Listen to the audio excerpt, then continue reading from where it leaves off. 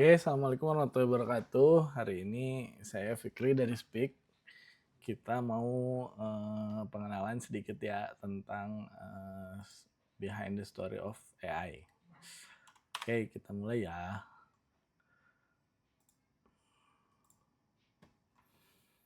Nah, di sini kita dari Speak ingin menyampaikan sedikit sejarah ya tentang artificial intelligence. Story of artificial intelligence. Nah,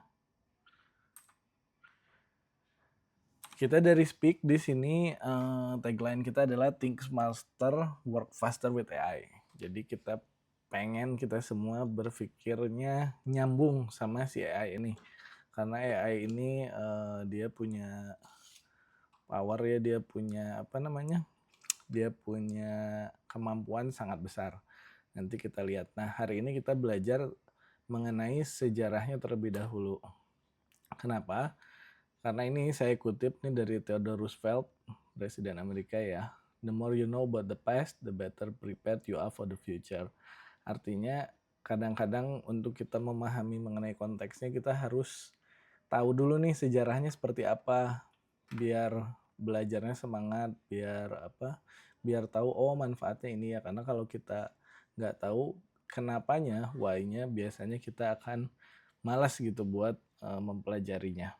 So lanjut, yang pertama kita masuk ke tahun 90-an. Nah di tahun 90-an ini adalah eranya komputer itu banyak dibeli dan masuk ke rumah-rumah dan dipakai di kantor-kantor.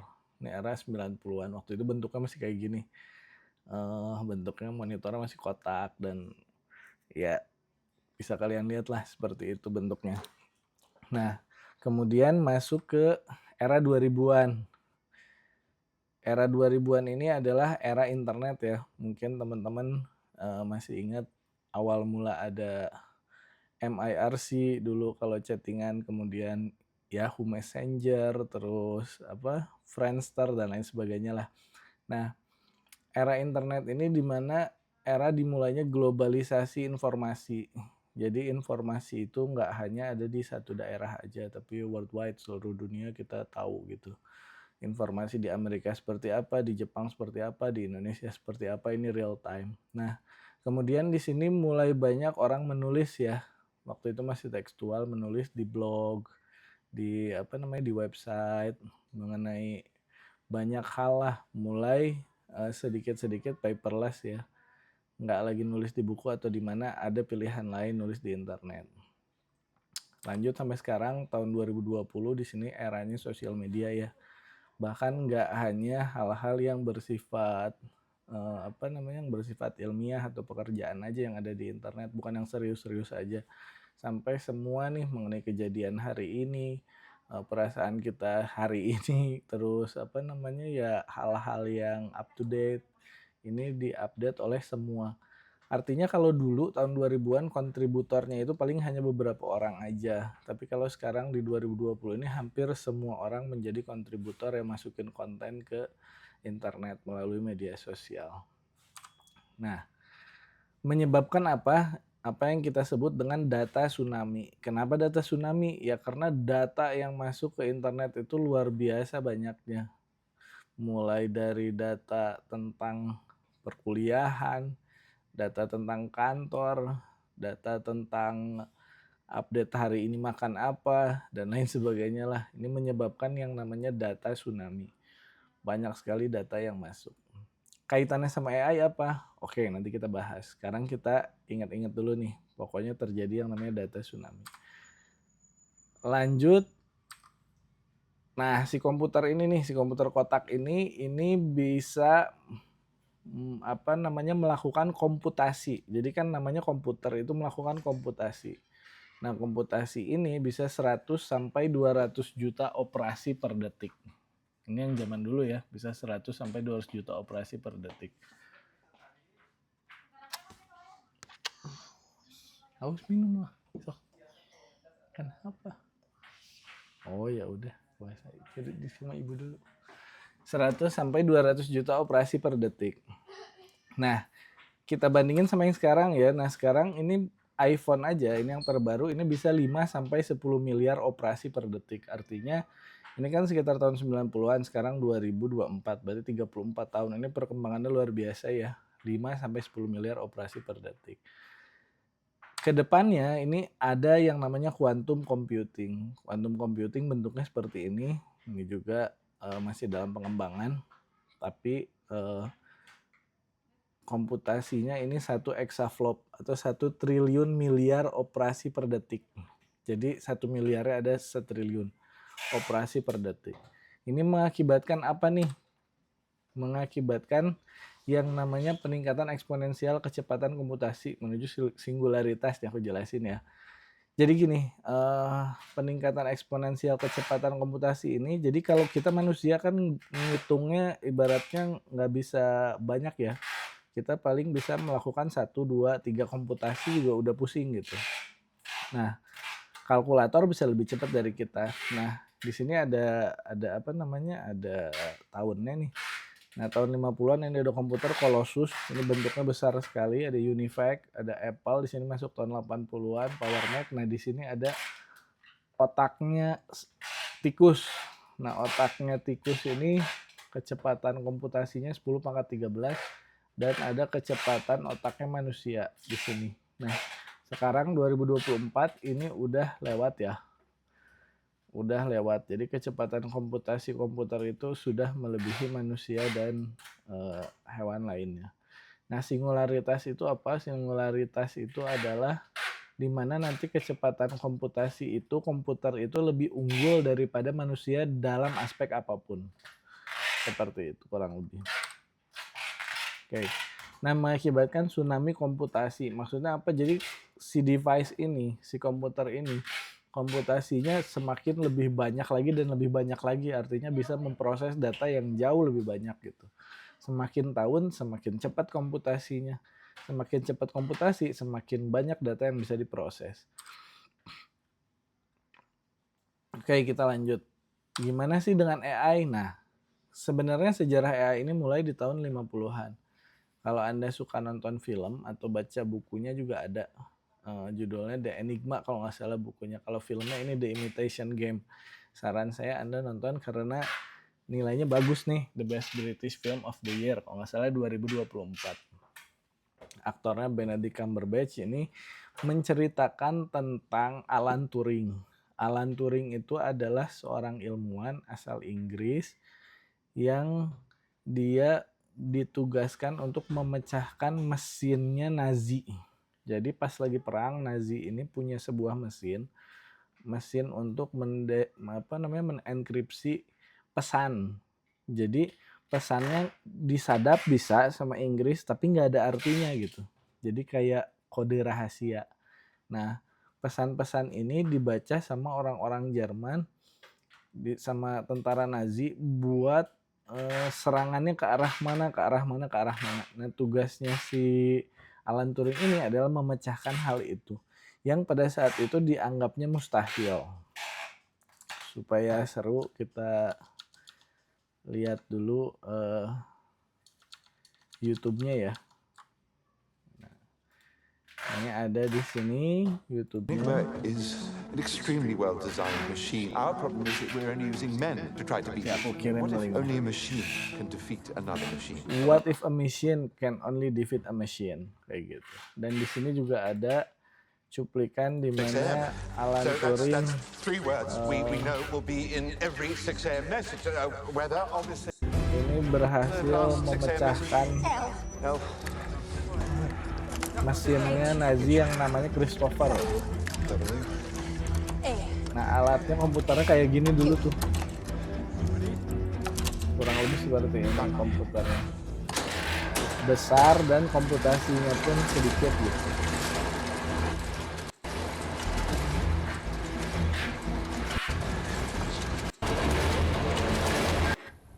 Oh my God.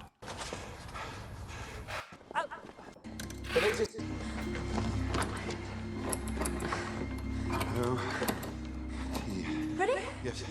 M-I-S-O-A-Y. Y. Nah, di sini akhirnya Alan Turing berhasil memecahkan sandi rahasianya itu. Oke, kembali ke slide ya. Jadi machine learning ini adalah sebuah konsep di mana Alan Turing berpikir bahwa nggak hanya manusia yang bisa belajar, tapi mesin juga bisa belajar. Nah, kalau manusia ini ada ngantuknya, ada capeknya, ada tidurnya, sementara mesin ini tidak ada. Dia tuh bisa belajar terus-menerus 24 jam gitu. Dan lebih cepat daripada manusia. Sehingga ketika mesin ini bisa belajar, maka dia bakal pintar banget. Idenya seperti itu. Nah, ternyata setelah dikasih banyak data dari dari pesan-pesan rahasia Nazi itu, akhirnya si mesin ini mampu mempelajarinya sehingga akhirnya memecahkan kode tersebut. Bayangin itu tahun 50 ya. Oke, lanjut. Kemudian semenjak Alan Turing ini jadi banyak nih yang namanya orang-orang yang mencoba mengembangkan artificial intelligence atau intelijensia buatan atau machine learning, mesin belajar. Nah, cuman karena pada waktu itu enablernya belum ada, driversnya belum ada, teknologinya belum banyak, akhirnya ini banyak investor yang kecewa. Udah spending uang banyak, tapi ternyata proyeknya nggak ada yang jalan. Maka periode 70-an ini disebut AI winter ya, dimana perkembangan AI itu segitu-gitu aja. Saya pernah baca Alan Turing sendiri yakin bahwa suatu saat mesin ini bakal punya kecerdasan lebih daripada manusia. Oke, lanjut. Nah, di tahun 2000-an ini jadi historis ya, bersejarah di mana Garry Kasparov waktu itu bertanding melawan mesin. Melawan mesin namanya Deep Blue. Dan juara dunia catur dari tahun 2000 sampai sekarang adalah mesin semua. Jadi bukan lagi komputer.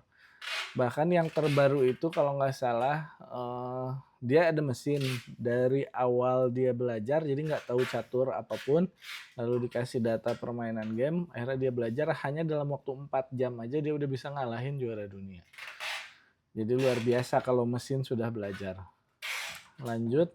Nah, tahun 2020 ini ada namanya OpenAI, nama perusahaannya nanti kita bahas. OpenAI itu apa dan lain sebagainya. Intinya adalah OpenAI ini adalah organisasi nirlaba ya, organisasi yang seperti yayasan yang menginginkan AI ini digunakan oleh semua orang di seluruh dunia sehingga memudahkan pekerjaannya.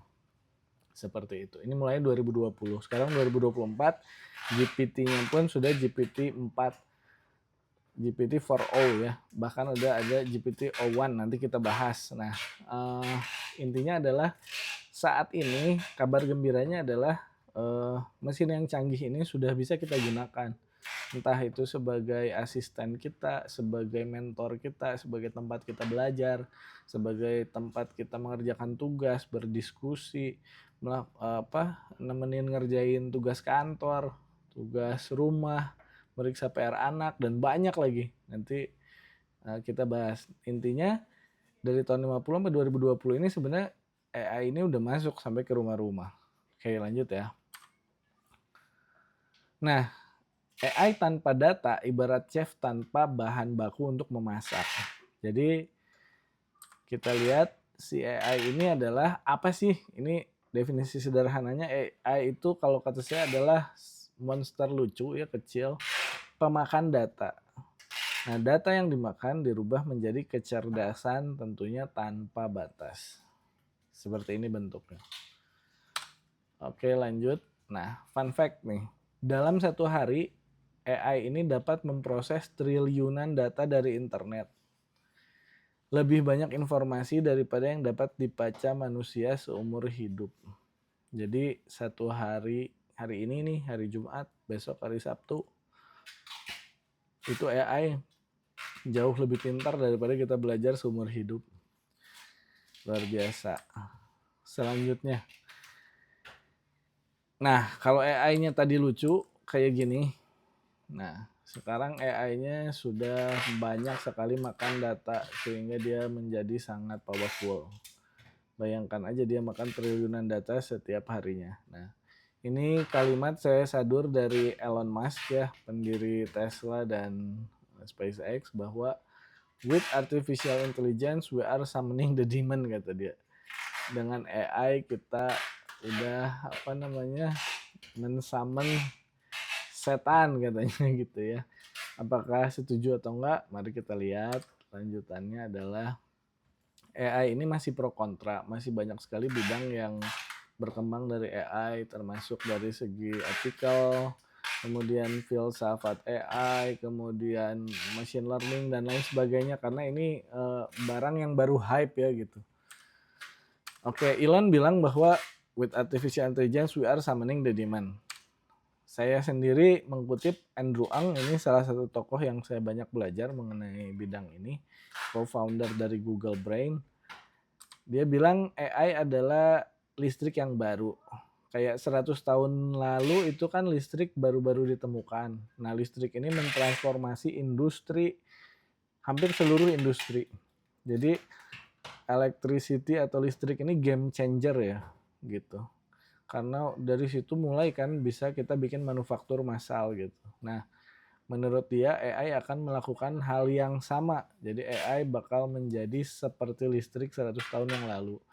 Jadi ini kesempatan buat kita nih lebih dulu tahu, lebih dulu belajar mengenai AI ini gitu. Mudah-mudahan bisa mensupport bisnis kita, pekerjaan kita, dan banyak hal lainnya. Sundar Pichai ini Google CEO ya, CEO-nya Google, dia bilang AI ini akan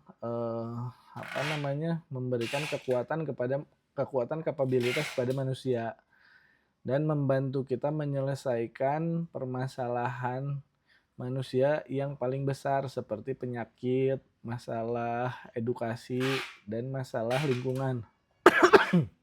Jadi Sundar Pichai mengambil pendekatan gini. Saya juga agak setuju, maksudnya gini.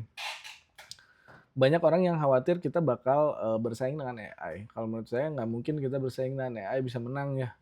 Orang satu hari dia belajar aja lebih cepat daripada kita seumur hidup. Tapi kita akan berkompetisi dengan sesama manusia. Nah, masalahnya yang menang adalah yang didukung oleh AI, maksudnya gitu.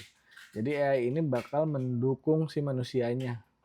Nah, sekarang juga udah ada sih riset-risetnya bahwa AI itu bisa mendeteksi kanker lebih cepat. Terus kemarin saya lihat ada orang yang bikin AI itu dari sound, dari suara, dipasang di pabrik-pabrik. Jadi kalau suaranya beda nih, kalau mesin beroperasi bagus kan suaranya ada suara tertentu. Nah, si AI ini punya pendengaran yang lebih bagus daripada telinga manusia. Jadi kalau ada perubahan sedikit, dia bakal mengirim sinyal, oh ini mesin kayaknya rusak deh gitu.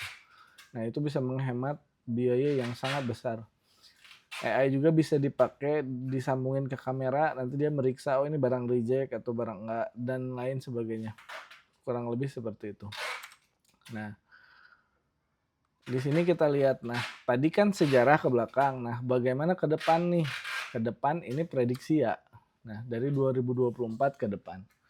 2024 ke depan itu akan ada yang namanya IoT atau Internet of Things. Jadi gini, kalau dulu yang connect ke internet itu kan hanya komputer saja, hanya PC saja, kemudian handphone, kemudian mungkin CCTV. Nah, di sini ada gambarnya, kemudian di sini ada gambar pintu, misalkan keamanan, kulkas. Nah, ke depannya ini things atau benda-benda yang ada di rumah, ini televisi, kulkas.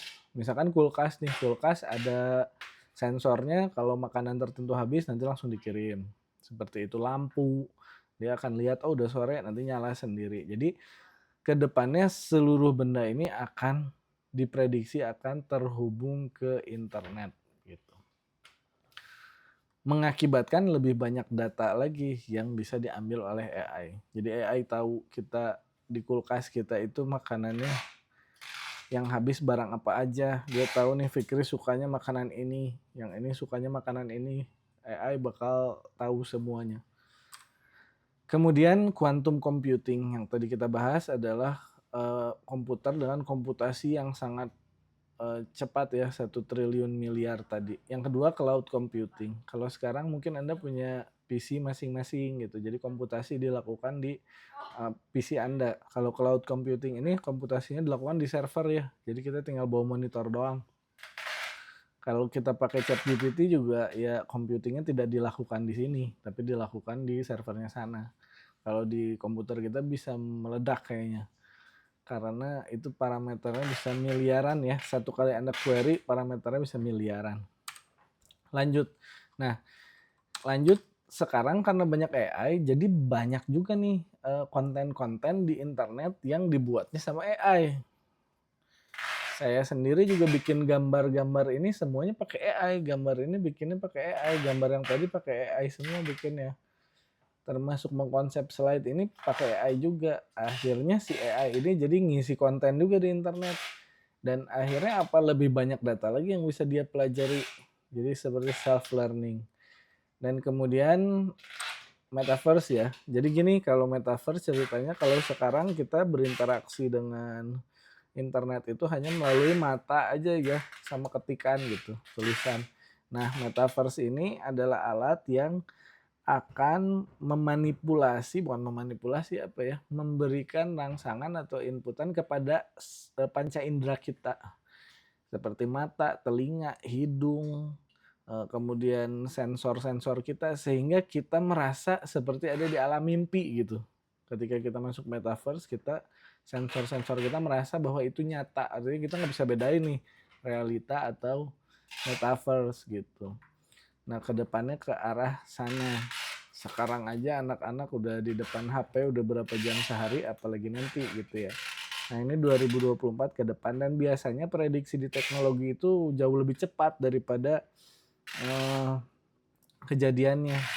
Karena nggak ada yang nyangka loh kalau Anda lihat 2010 aja itu masih BBM loh, masih pakai Nokia, mungkin 2008 tuh masih pakai Nokia, masih pakai yang hitam putih handphone, tapi sekarang udah bisa macam-macam, udah bisa touchscreen, sensor wajah dan lain sebagainya. Maka kedepannya pun akan jauh lebih cepat menurut saya. Lanjut, fun fact. Nah, hanya si AI ini adalah dia itu cost-nya lumayan ya. Jadi satu model AI canggih bisa menghabiskan energi setara dengan penggunaan listrik 100 rumah di Amerika Serikat selama setahun hanya untuk fase pelatihannya. Ya PLN kita aja lah sebulan berapa, misalkan 1 juta 2 juta kali 100 rumah berarti 200 juta. Apalagi rumah di Amerika mungkin lebih mahal. 200 juta sebulan kali setahun kali 12 berarti 2,4 M ya. Nah gitu per harinya gitu. Hanya untuk fase pelatihan. Jadi pengembangan si AI ini belajarnya mahal karena dia butuh listrik yang banyak. Nah ini bisa juga jadi studi yang menarik ya buat Anda yang belajar masalah karbon, masalah lingkungan gitu. Sejauh mana sih si AI ini nanti manfaatnya dibanding sama cost-nya. Oke lanjut. Nah sekarang let's connect the dot. Maksudnya apa? Gini, ini kata Steve Jobs, almarhum Steve Jobs, kamu nggak bisa menyambungkan titik-titik itu ke depan kalau kamu nggak nyambunginnya ke belakang. Makanya kita belajar sejarahnya. Jadi kamu harus percaya kalau titik-titik ini bakal connect juga ke masa depan kamu. Artinya apa? Ya belajar sejarah sehingga kita bisa mempelajari masa depan kita. Nah, sekarang kita connect the dot-nya. Yang pertama tadi ada data tsunami. Yang kedua ada tsunami komputasi. Ada AI. Artinya kalau AI itu setahu saya ya waktu saya kuliah dulu, AI itu ya mesin yang belajar. Sebenarnya algoritmanya ya begitu-begitu aja, tapi nggak tahu sekarang pakai transformer, pakai apa. Cuman dia intinya mesin yang belajar. Pada saat Alan Turing pun ya mesinnya sudah belajar. Cuman belum ada kontrol, belum ada belum ada prosesor, belum ada mikroprosesor, belum ada komputasi yang cepat dan datanya pun masih sedikit. Jadi AI-nya bodoh kalau zaman dulu. Komputasinya kecil, datanya sedikit.